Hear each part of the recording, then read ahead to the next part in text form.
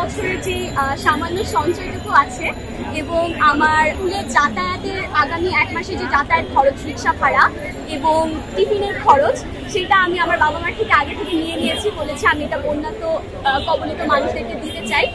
প্রথমে আমাদেরকে বলেছে যে মা, দেশে এরকম একটা পরিস্থিতি, আমি বন্যার্থীদের সাহায্য করতে চাই। তো আমি বললাম যে কিভাবে সাহায্য করবা?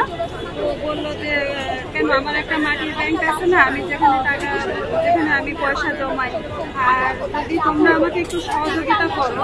তো আমি বললাম যে কিভাবে সহযোগিতা করবো? তখন ও বললো যে আমাকে 1 মাসের স্কুলের যাতায়াত খরচ, মানে রিক্সা ভাড়া বা টিফিন খরচটা যদি তোমরা অ্যাডভান্স দাও তাহলে আমি ওদেরকে সাহায্য করতে পারবো, আর সামনে 1 মাস আমি বাসে যাবো।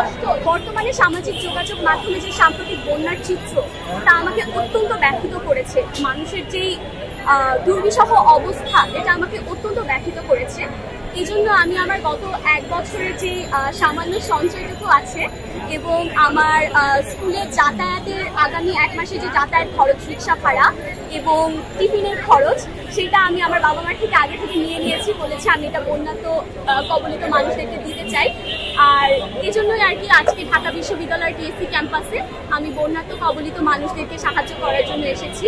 আমার মনে হয় যে যার অবস্থান থেকে যার সামর্থ্য অনুযায়ী এগিয়ে আসা উচিত।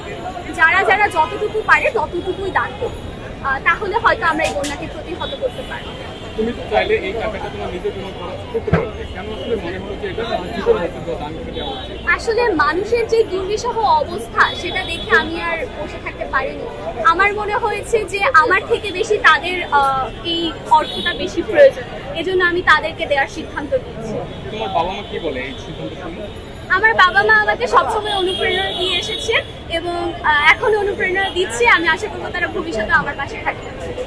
এখন যে দান করতে আসছে একটু পরে দিবা, কেমন লাগছে? আসলে অনুভূতিটা তো খুবই ভালো। আমি যে তাদেরকে সাহায্য করতে পারছি, অনুভূতিটা আসলে ভাষায় প্রকাশ করার মতো। তোমার তো অনেক কিন্তু এখন বন্যায়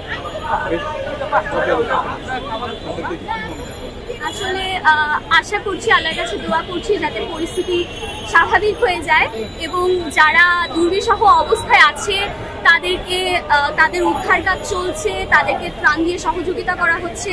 তাদের অবস্থা আসলে বর্ণনা করার মতো না, তারা খুবই খারাপ অবস্থায় আছে।